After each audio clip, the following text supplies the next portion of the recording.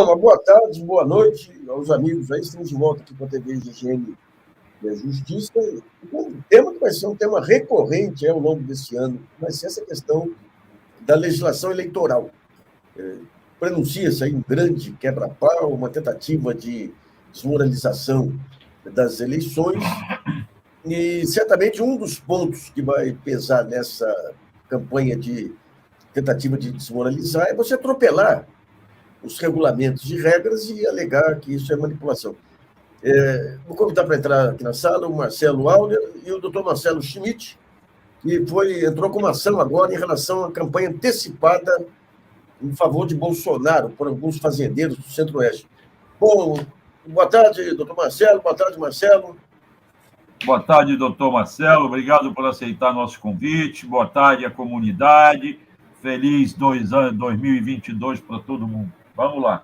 Ano da eleição. Boa tarde. Eu queria que o Marcelo contasse um pouquinho, resumisse o que está acontecendo aí, Marcelo. Bom, primeiramente, boa tarde, Marcelo. Boa tarde, Nassif. É um prazer estar aqui com vocês. Boa tarde a todos que nos acompanham. Bom, o que está acontecendo é que as eleições de 22 definitivamente começaram, né? Nós temos aí a virada do ano calendário. A gente sabe que, principalmente, o presidente Bolsonaro tem feito uma campanha continuada. Ele nunca parou a campanha dele.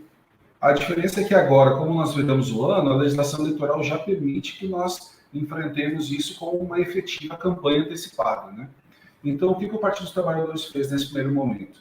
A partir dessas matérias que circularam, matéria no UOL, feita pelo pessoal do UOL também, e outras matérias circularam, e também outras informações que nós recebemos de militantes e de outros dirigentes partidários do Brasil todo, verificamos que já tem uma série de pessoas jurídicas, inclusive, né, em sindicatos e produtores rurais, já financiando esse tipo de propaganda irregular, que é a utilização do outdoor.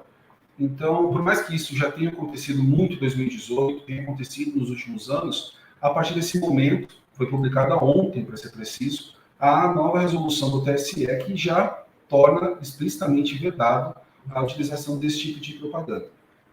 A propaganda por meio de outdoors, ela é proibida, inclusive durante o período eleitoral, e, neste momento, a propaganda eleitoral de qualquer tipo é vedada. Nós só poderemos ter propaganda eleitoral depois que os candidatos apresentarem o seu registro de candidatura lá até o dia 15 de agosto deste ano. Então, nós temos aí uma propaganda antecipada, uma propaganda por meio irregular, que é o uso do outdoor, e, em especial, um potencial abuso de poder econômico, na medida em que esses outdoors são financiados, a postagem deles é financiada declaradamente por pessoas jurídicas e por pessoas físicas. Se for por pessoas jurídicas, mais grave ainda, porque nós temos aí uma doação por fonte vedada, né? Já temos aí mais um problema. Então, isso está acontecendo, o Partido dos Trabalhadores demandou o nosso escritório, demandou o ministro Gênero Aragão e a nossa equipe para que enfrentássemos desde já esse início de campanha irregular nesse ano eleitoral. O Schmidt, o que acontece com o financiador do cartaz? O que pode acontecer com ele em termos de punição? Ele pode ser punido tanto quanto o beneficiário, né? No caso, o próprio presidente Bolsonaro, nesse caso. Então, ele pode sofrer a multa, a aplicação de multa, e também pode vir a ser responsabilizado por um abuso de poder econômico. No abuso de poder econômico, as sanções são mais graves, podendo chegar até a inelegibilidade, impossibilidade de ocupar cargos públicos. Ô, Luiz, grave aí nessa história, além da questão do outdoor, é que já há uma arrecadação. Aquele diálogo que você apresentou, a foto ali, é o texto, na verdade, aquilo ali é um texto lido num vídeo. Olha lá o que ele diz. Pede, olha lá, hoje aqui a Janaína passou o recado aí. Pessoa que grava o vídeo, Janaína ali. Quantas arrobas de carne? 24 arrobas de carne. Pessoa que grava o vídeo, 24 arrobas de carne. Hoje, é o seguinte, para reeleger o presidente do Brasil, cada fazendeiro vai doar um boi. Um boi. Agora vocês imaginem se a gente não reelege ele no primeiro turno. Então, tá fechado. fechou boi de 20 arrobas. Isso é arrecadação indevida antes da hora. É um crime eleitoral. Isso impede a candidatura, Marcelo Xará? Impede a candidatura ou só gera multa? Ela pode gerar um impedimento, né, uma inelegibilidade. Mas, para ser bastante objetivo, não há precedentes de que o abuso de poder econômico antes do pleito eleitoral gere um julgamento pela Justiça Eleitoral, antes do período eleitoral, que leve a essa inelegibilidade. Nós não temos esse precedente, seria bastante difícil disso acontecer. Mas nós também temos que considerar o seguinte: a Justiça Eleitoral em 2022 está preparada para enfrentar isso. A Justiça Eleitoral entende e já deu todos os recados que não vai aceitar em 22 o que aconteceu em 18. E aqui nós temos um fato que se repete, né, perfeitamente como aconteceu em 2018. Como você bem disse, Marcelo, esse pedido de doação, ou esse anúncio de doação, até por alguns, ele é vedado. A legislação veda qualquer tipo de doação eleitoral antes de o registro de candidatura e também veda qualquer tipo de arrecadação por meio de financiamento coletivo, o que só vai ser possível a partir de 15 de maio e mediante o uso das plataformas registradas no TSE e com uma limitação diária de valores de até R$ 1.064, ou seja, tudo que nós temos aqui nesses fatos, nessa tela que você mostrou, tudo está irregular. Né? Essa utilização de arroba, referência a arrobas de carne, o valor referente aí ao boi, esses pedidos aí e esses incentivos, tudo isso é irregular. E é irregular para quem está pedindo e é irregular para quem vai se beneficiar disso. Né? Claro, o abuso de poder econômico, ele pode ser praticado antes das eleições. Eu acho que essa é uma das grandes novidades da eleição de 2022. Até a eleição de 2018, até mesmo na de 2020, a Justiça Eleitoral focava muito no que seria um tal de pedido explícito, né? E a Justiça Eleitoral entende, tem que ter um pedido explícito de voto para ser campanha antecipada. Como isso é muito difícil de configurar na prática, o que a Justiça Eleitoral estabeleceu na resolução que estabelece as regras para a propaganda eleitoral para essa eleição? Olha, nós vamos entrar no mérito da propaganda. Se no mérito da propaganda a gente identificar quem tem um potencial abuso, o Ministério Público vai poder apurar e vai poder oferecer uma ação para assim impedir a cassação dos direitos políticos e, eventualmente, até a perda de mandato para quem é detentor de mandato. É possível, sim. Isso é possível, mas é uma novidade. Isso acontecer antes da eleição. Nós não temos o precedente disso ainda. Mas uma coisa que nós podemos garantir... Sim. Uma dúvida.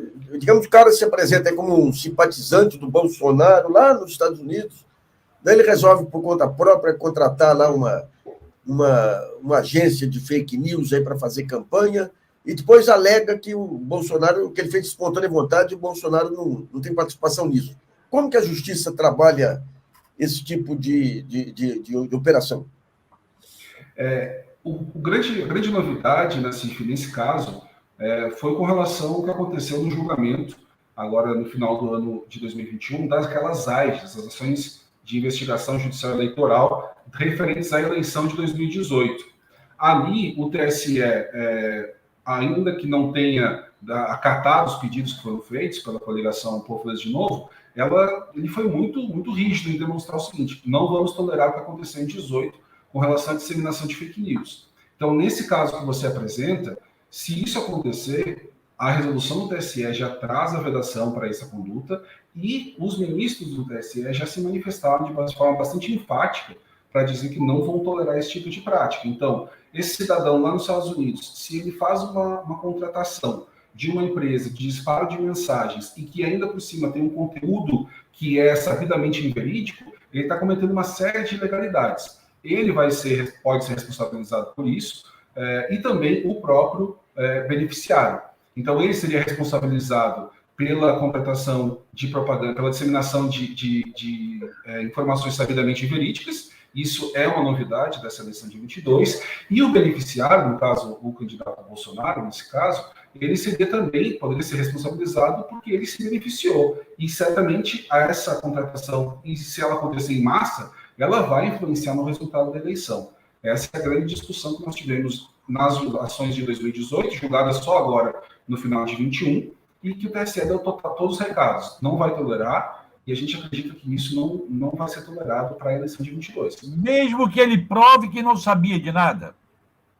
Mesmo que ele prove, o grande ponto de atenção do TSE foi essa atitude, essa disseminação em massa, seja por aplicativos de comunicação, seja por redes sociais, seja por qual utilização da internet como um todo. Se isso foi capaz de impactar no resultado do pleito, isso pode gerar, sim, uma punição para aquele que foi beneficiado. A questão dele ter conhecimento ou não, o TSE avançou bastante no seu entendimento para dizer o seguinte, olha, ele ter um entendimento ou não é quase que superado, porque se é público e notório, ele sabe do assunto, ele sabe o que está acontecendo. Então, a questão que o TSE levou em consideração naquelas ações foi, e a partir daí criou, né, a forma como vai pautar os julgamentos de 22, isso foi capaz de impactar o resultado do feito, isso impactou de forma significativa a eleição, e se isso acontecer, isso vai ser objeto de penalização pela Justiça Eleitoral. Eu queria apenas acrescentar uma pergunta. Com esta coisa de que se um terceiro paga uma propaganda, digamos um outdoor, o que seja, mesmo fake news, um disparo de notícias, que vá prejudicar um candidato e beneficiar outro. O candidato beneficiado, pelo que você está me falando, vai ser responsabilizado. Isso não vai permitir armações? Eu armo uma coisa contra o que é a favor do candidato do Nassif, embora eu esteja torcendo pelo candidato do Schmitt. Eu não posso fazer isso? Perfeito, não pode gerar uma armação?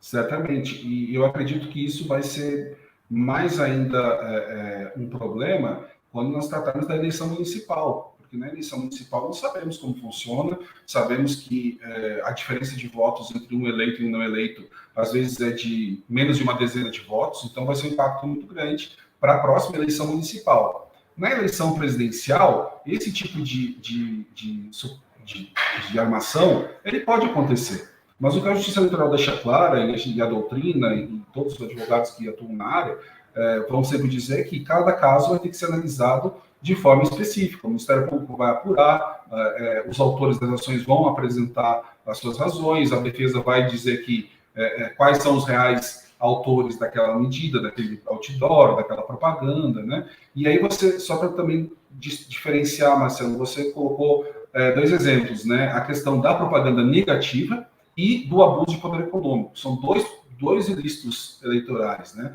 A propaganda negativa, ela já é vedada e ela é plenamente combatida. E eu entendo que ela se houver algum tipo de armação, é facilmente identificável. Já o abuso de poder econômico é mais complexo. Você, utilizando o exemplo do outdoor, se não tivesse a declaração ou a assunção desses que disseram que fizeram outdoor e que estão fazendo e estão apoiando o Bolsonaro, talvez tenha que ser tem que ser instaurado um procedimento de investigação até se chegar a essa conclusão.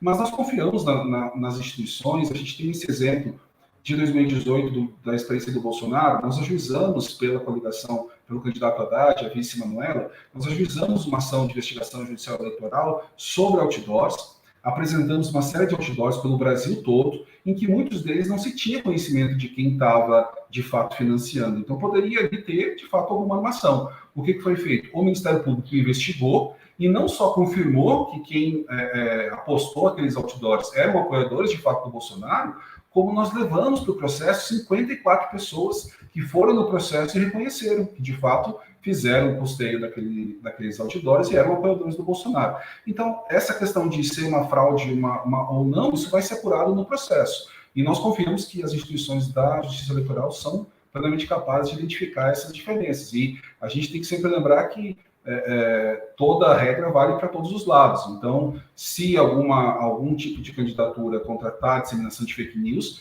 de qualquer lado, de qualquer partido, deve ser responsabilizado. Não é a forma como a estrutura da nossa democracia funciona, não é a forma como a Justiça Eleitoral trabalha, não é a forma como a gente espera que os nossos representantes sejam eleitos. Então, vai servir para todos os lados, e isso está muito claro para todos, e até importante servir de alerta, né? Qualquer tipo de tentativa de manipulação de propaganda, ou até mesmo de investimento de recurso de origem oculta, isso vai gerar uma responsabilização séria para todos os candidatos e também para as pessoas físicas que o fizerem. Está sem som, Luiz.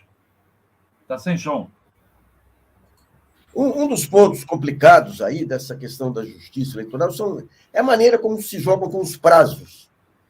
Eu lembro, no caso aí do Haddad, o Haddad foi acusado aí de uma gráfica ter feito trabalhos para ele, vocês negaram, apresentaram elementos. Isso aí rodou toda a campanha, produzindo todo o desgaste, e depois não se apurou mais nada.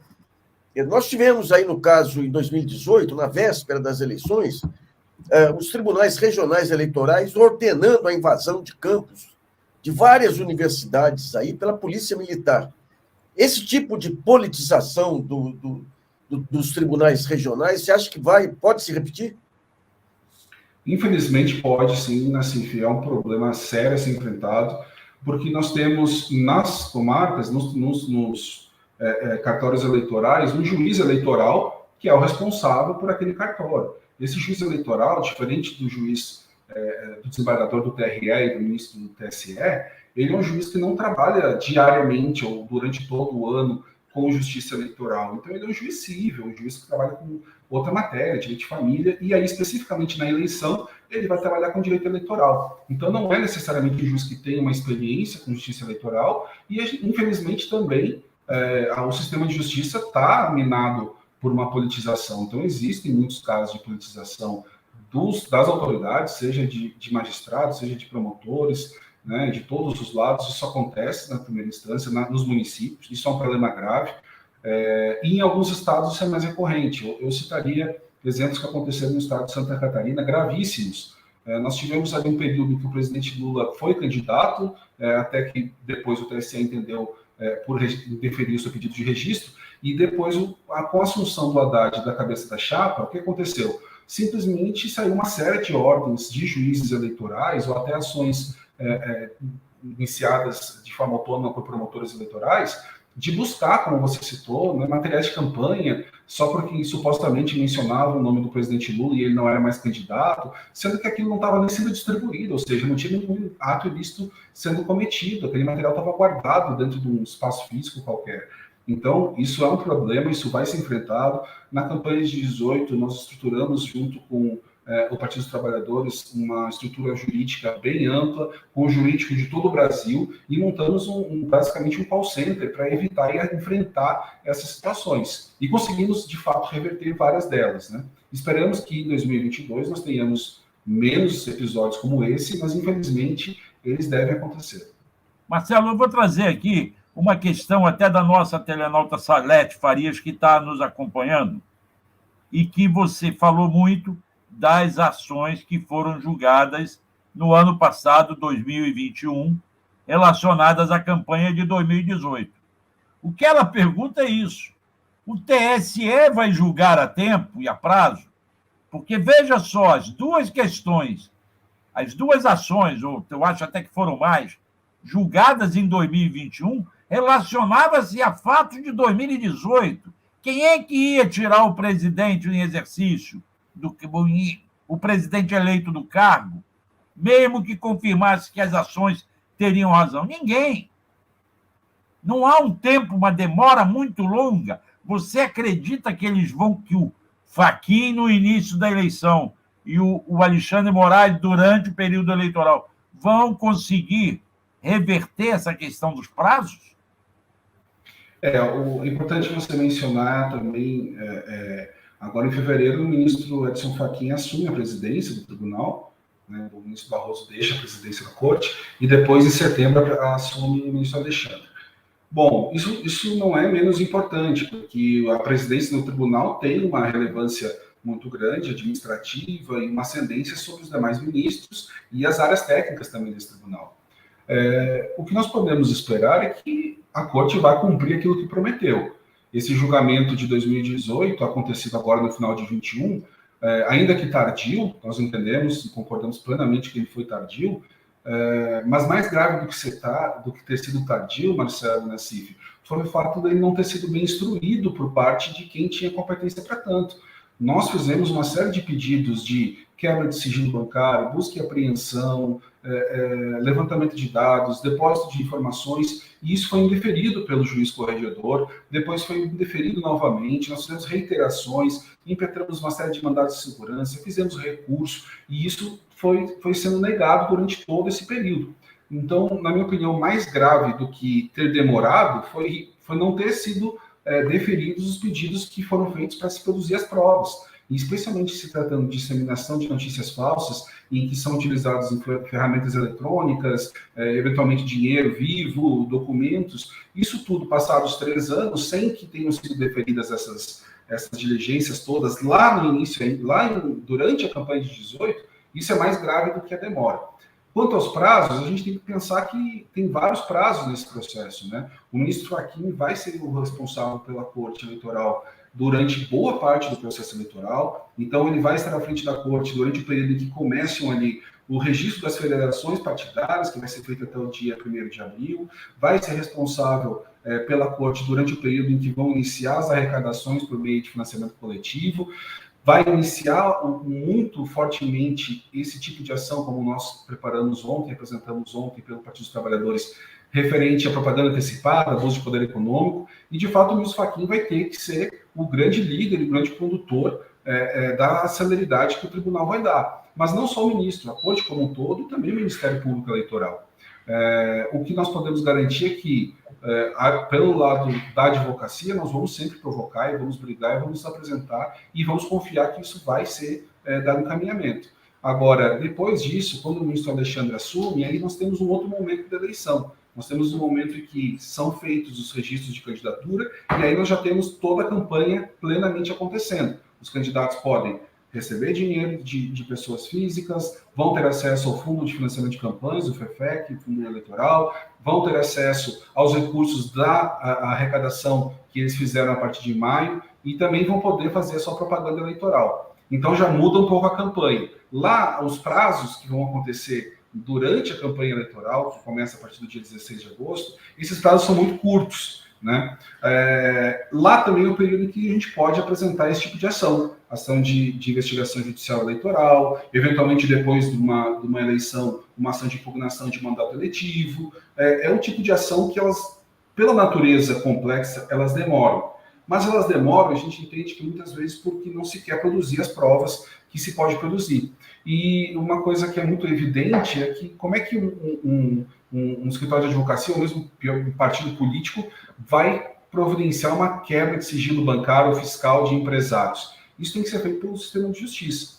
Então, o Poder Judiciário, provocado pelos partidos, provocado pelas coligações, pelas federações, vai ter que conceder essas medidas. Então, assim, de novo, mais do que os prazos, nos preocupa a eficácia dos atos da Justiça Eleitoral. Porque se tivessem sido concedidas essas medidas lá atrás, e ainda que tivesse demorado, acredito que o resultado do julgamento poderia ter sido diferente. Acredito que poderia ter sido demonstrado aquilo que todo mundo sabe que aconteceu. O ministro Alexandre de Moraes, quando proferiu seu voto no julgamento dessas AGEs, ele disse: todos nós aqui sabemos o que aconteceu em 2018. Não vamos tolerar em 22. Mesmo assim, não julgaram para cassar o mandato de Bolsonaro e de Mourão, mas o tribunal já disse: aconteceu, não vamos tolerar. Então, a questão do prazo, ela é um problema, mas mais importante, a eficácia do trabalho do sistema de justiça, ela é mais relevante. Ô Marcelo, vocês têm confiança nos algoritmos que distribuem os processos lá no Tribunal Superior Eleitoral? Eu chamo a atenção porque em 2014 ali houve distribuições que claramente direcionadas, não digo direcionadas, mas para pessoas que eram claramente contrários à campanha da Dilma, por sistemas de sorteio que, pela teoria das probabilidades, eram muito, muito difíceis de ocorrer. As contas da Dilma e do PT caindo com o mesmo ministro, que era o mais notório crítico do PT na época. Né? Essa questão dos algoritmos dos tribunais, como é que vocês trabalham isso?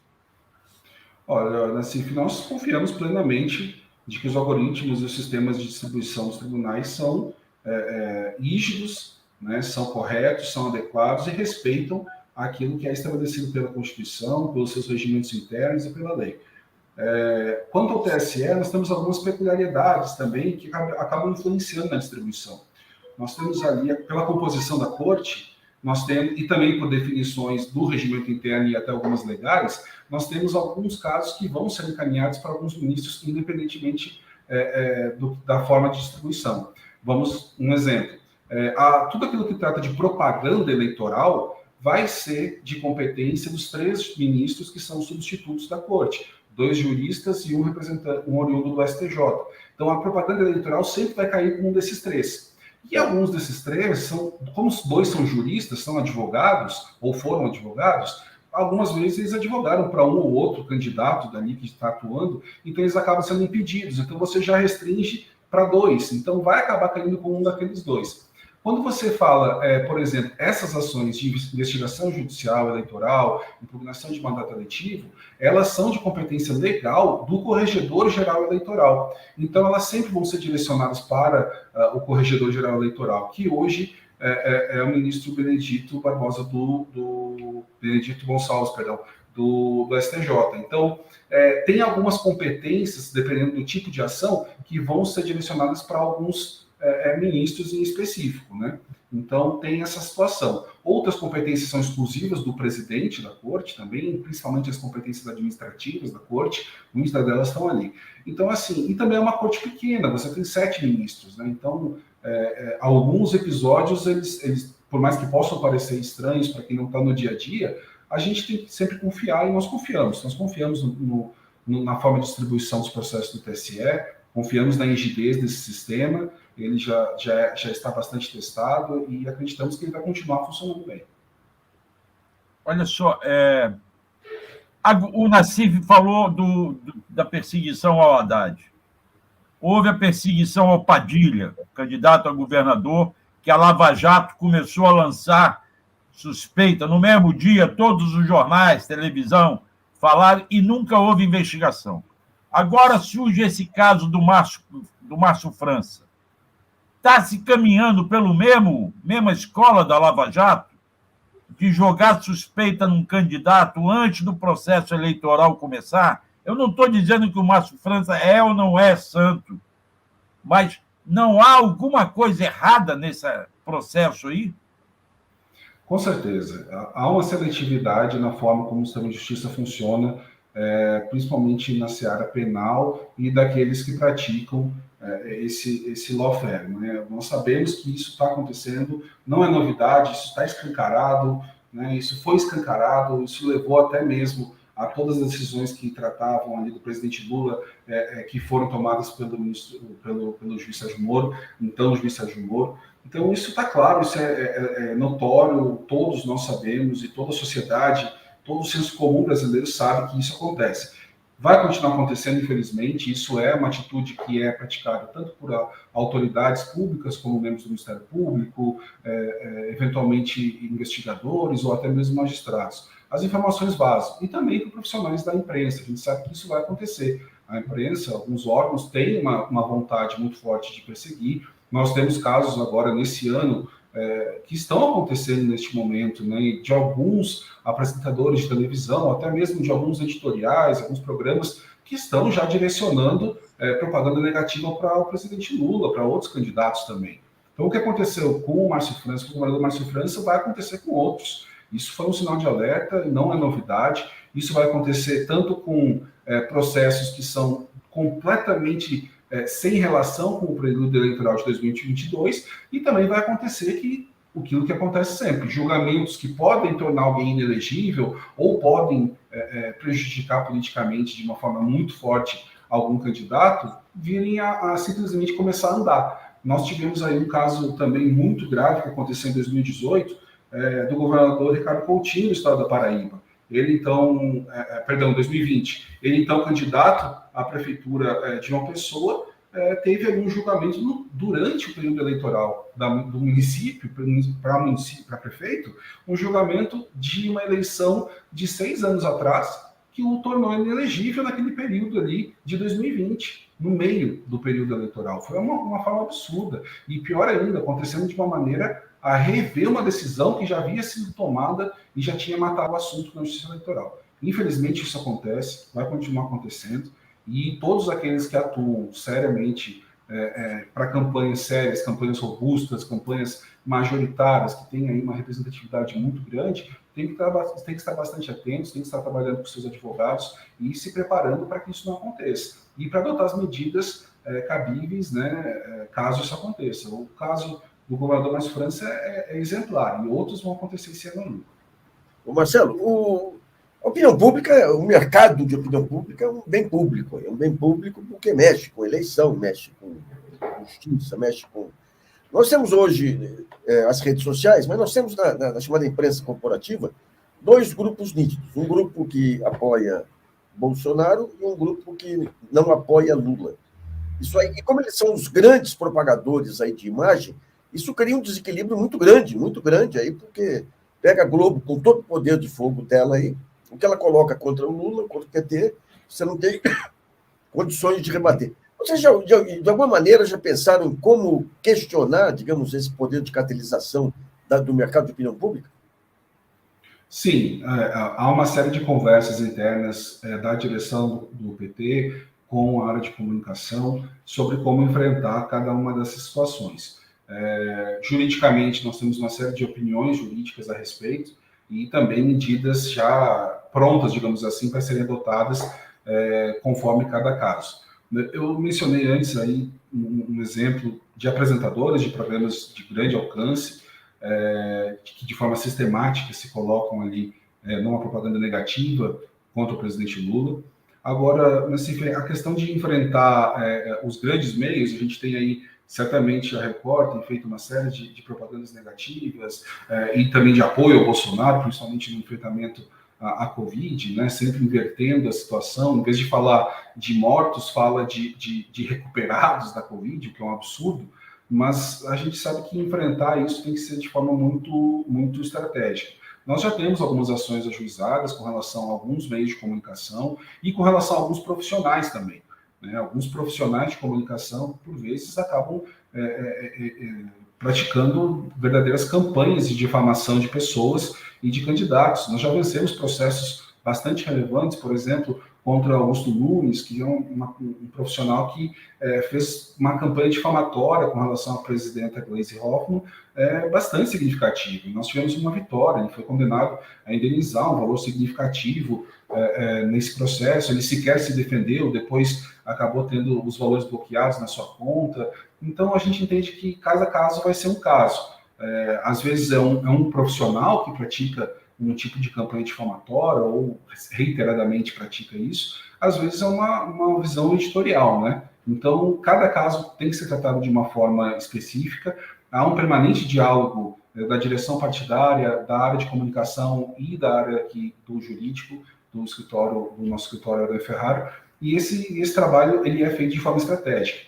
Uma coisa eu posso garantir, tudo que é falado, tudo que é feito na imprensa é monitorado pelo jurídico, e é pensado como ser enfrentado.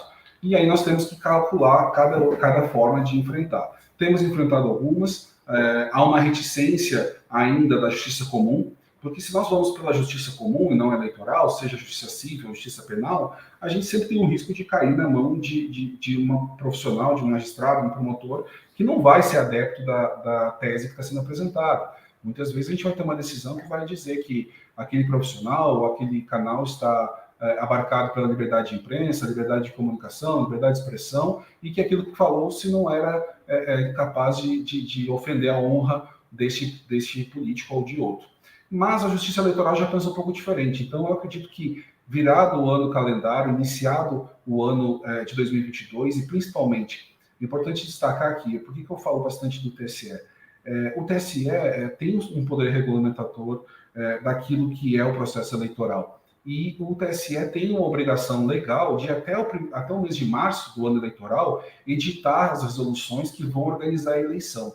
E é curioso que o TSE, para essa eleição, adiantou esse processo e aprovou no seu tribunal, na sua corte, no seu plenário, no final do ano de 2021, ou seja, antecipou mais de 3 meses esse processo de aprovação das regras, e agora está começando a publicar essas resoluções. Então, com as resoluções publicadas, com as regras para 22 estabelecidas, nós já podemos trabalhar já com foco no eleitoral. e não só na justiça comum. Então, na justiça comum, é sempre difícil enfrentar as discussões que envolvem a grande imprensa e profissionais que têm grande alcance aí na população. Mas como nós tratamos isso pela justiça eleitoral, a chance disso ser enfrentado de maneira mais objetiva e mais rápida é maior. E é a estratégia que a gente tem adotado já a partir dessa semana. Eu acho perfeito.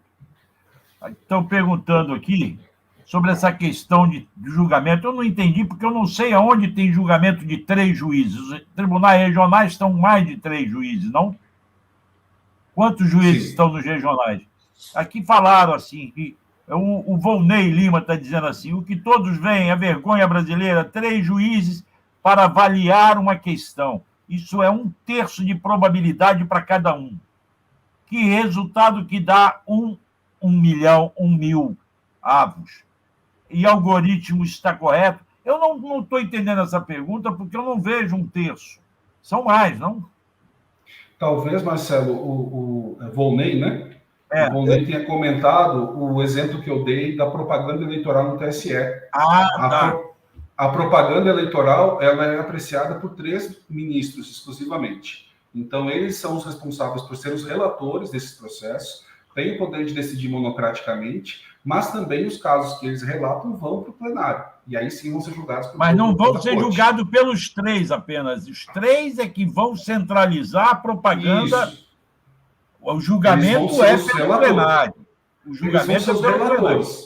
Eles podem julgar monocraticamente, mas daí cabe o recurso para o plenário. Então, eles podem, não é os 3 e por maioria de 2, não é isso. Os 3 são os relatores, julgam monocraticamente e isso leva para o plenário. Marcelo, a gente teve, nas eleições de 2014, teve aquele questionamento da parte aí do Aécio Neves, mas teve um trabalho que durou alguns meses aí, da relatoria das contas da Dilma e do PT, que diariamente soltavam informações sobre pequenas discussões administrativas, como se fosse escândalo. Tipo, as máquinas de picar papel foram enquadradas como de tal tipo de objeto, teria que ser tal tipo de objeto, e os jornais dando aquele conjunto de informações como se fosse escândalo. Ou seja, isso aí claramente impactou na legitimidade da eleição e acabou permitindo mais adiante criar aquele clima de impeachment e tudo mais. Vocês estão, de alguma maneira, se precavendo contra esse tipo de lavajatismo, digamos, de vazamento e escandalização de informações para criar um clima junto à opinião pública?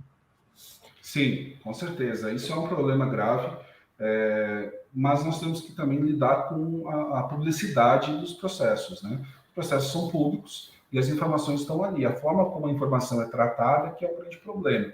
Você mencionou o exemplo da prestação de contas. Nós estamos hoje trabalhando nos processos de prestação de contas presidenciais, eu falo presidenciais porque foram 2 campanhas, né? Nós trabalhamos com a campanha prestação de contas do presidente Lula e do candidato Haddad, à época. Então, nós estamos hoje trabalhando com uma diligência que o tribunal fez. E se você analisar, o tribunal fez uma diligência de 150 páginas em cada um desses processos. E aquela diligência, o que ela é? Uma opinião da unidade técnica do tribunal, que simplesmente foi encaminhada para os advogados do candidato para se manifestar. Não é uma defesa, não é uma acusação, não é uma condenação. Agora, se houver algum tipo de utilização maldosa ou mal intencionada com base nas informações que ali constam, isso certamente vai repercutir muito mal. Cabe a nós, do jurídico, cabe à comunicação partidária, cabe aos meios de comunicação que são solidários, que são parceiros dessa linha, dessa visão de mundo que representa esses candidatos que nós estamos mencionando, esclarecer esses pontos, né? Então, assim, se alguém quiser pegar lá 150 páginas que nós temos de manifestação sobre a prestação de contas do presidente Lula de 2018 e pegar 2 frases e tirar de contexto, eles podem tentar manipular isso. Mas também vão ter que ler as mais de 300 páginas da nossa manifestação que rebate um a um dos pontos que a área técnica do TSE fez. Isso é um problema, mas isso é um problema, é uma batalha diária, às vezes mais de uma diária, que tem que ser enfrentadas. Essas batalhas de desinformação daquilo que é público e daquilo que está num processo judicial, isso a gente está plenamente preparado para fazer esse embate, né? O grande problema é aquilo que é mentira. É aquilo que é mentira, é aquilo que não está no processo, é aquilo que não é verdadeiro, é uma distorção dos fatos, né? Então, por exemplo, às vezes você tem uma decisão judicial de algum candidato que não tem nada a ver com a sua elegibilidade. Então, durante o processo eleitoral, vai ter uma série de notícias que vão pipocar de algumas pessoas com grande expectativa de vitória, até mesmo pelas pesquisas, que não, na verdade, não tem uma capacidade de influenciar na sua elegibilidade, mas acabam criando uma sensação perante a opinião pública de que está maculando, né, a honra até, né, dessa pessoa e desse candidato. Então, assim, aquilo que for público, aquilo que estiver dentro do processo e aquilo que nós estivermos atuando, a gente está plenamente preparado para enfrentar qualquer tipo de desinformação. Mas vocês acham que nessa eleição, já tendo enfrentado o Bolsonaro na última, o maior problema continuará sendo as fake news? Ou você acha que agora ele, como cargo de presidente, vai ter a questão do poder econômico influenciando também? O que vocês estão se preparando mais para enfrentar nessa eleição? Marcelo, a propaganda eleitoral como um todo vai ser um problema de novo. A fake news, a disseminação em massa, a utilização de ferramentas que não foram tão utilizadas em 2018, a ausência de fiscalização e um ponto que você tocou antes quanto ao prazo, mas que se aplica aqui também na propaganda, é a velocidade com que as coisas acontecem.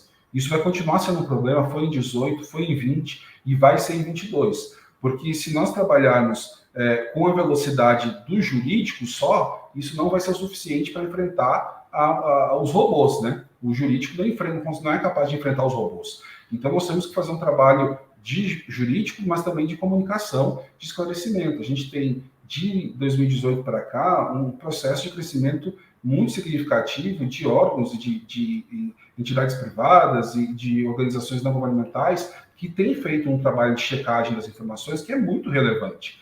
Então, aquilo que aconteceu em 2018 vai ser mitigado. A gente sabe, enfrentar os problemas de 18 agora em 22 é relativamente mais fácil, porque nós sabemos onde dói, nós sabemos o remédio que vai ser necessário. Mas também estamos nos preparando para aquilo que vai ser novidade.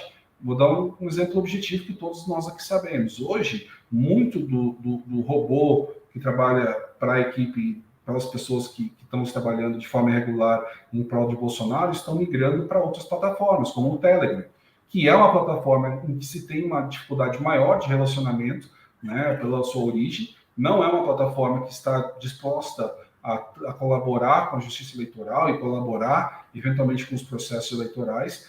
Nós temos outras formas de disseminar informações inverídicas que vão ser desenvolvidas, que estão sendo desenvolvidas, e esse trabalho de contra-inteligência, ele é além do jurídico, um trabalho de comunicação, um trabalho de ciência de inteligência também artificial. Tem uma série de medidas que estão sendo adotadas, mas problemas de 18 vão se repetir e vão se aprofundar. A gente fala de 18 porque a campanha aconteceu em 18, mas a verdade é que aquilo que Bolsonaro fez em 18, ele fez durante todo o seu governo. Todo o seu governo teve disseminação de fake news. E isso está acontecendo, todo esse processo, a forma como o governo Bolsonaro enfrentou a pandemia, ela foi toda calcada em cima de notícias falsas, tanto que isso ensejou uma série de ações constitucionais que nós levamos ao Supremo, e o Supremo acabou tendo que decidir muita coisa que seria de competência do governo. Aqui, há pouco tempo, no final do ano, vocês fizeram no canal, né, uma retrospectiva das grandes decisões do ano de 2021, e ali foi mencionado uma série de decisões que foram adotadas pelo Supremo com relação ao combate à Covid. Então, você tem um presidente que diz que vai ser uma gripezinha, e aí você tem toda uma evolução desde aquele discurso fatídico da tal da gripezinha, disseminado de fake news. E isso foi combatido, mas não no âmbito eleitoral, foi combatido na justiça constitucional. O Poder Judiciário, através da Suprema Corte, enfrentou esse assunto. O Partido dos Trabalhadores enfrentou de forma combativa, a esquerda como um todo, vários partidos atuaram de forma conjunta.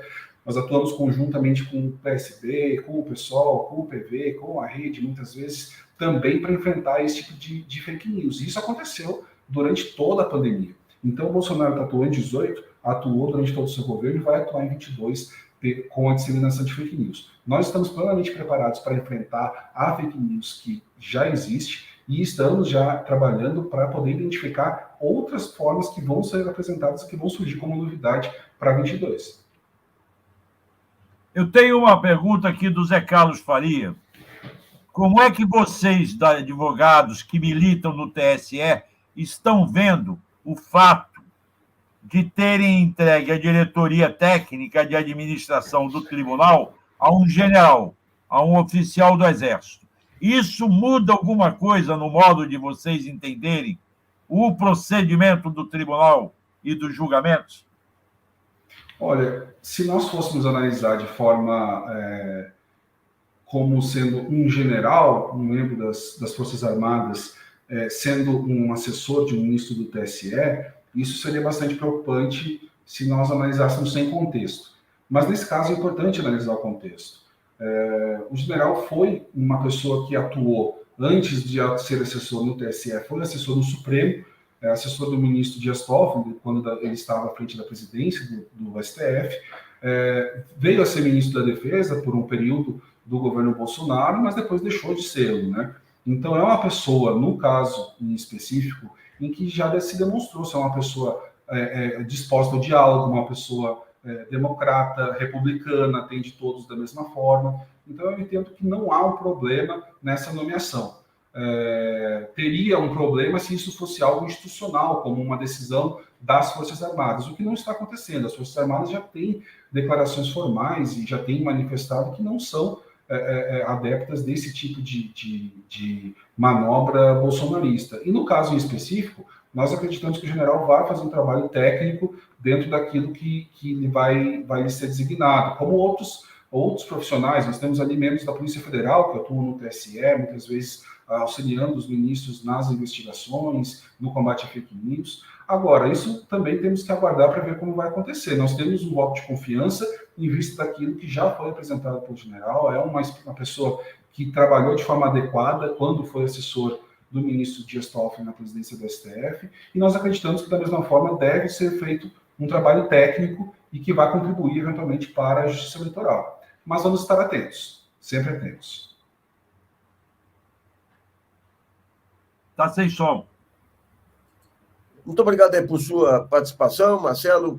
E eu chamo a atenção dos nossos espectadores que hoje, às 20 horas, vamos ter um GGN especial com a Margarete Dalcomo, da Fiocruz. Fiocruz hoje ganhou autorização para começar a produzir o insumo brasileiro, e o Miguel Nicoleles, nesse momento em que a onda a nova cepa aí ameaça novamente o país. Então, mais uma vez, muito obrigado, Marcelo, um grande abraço. Obrigado, até daqui a pouco. Até daqui a pouco. Obrigado, Marcelo. Obrigado, Nassif. Um abraço. Até a próxima. Um abraço. Boa tarde. Até às 8.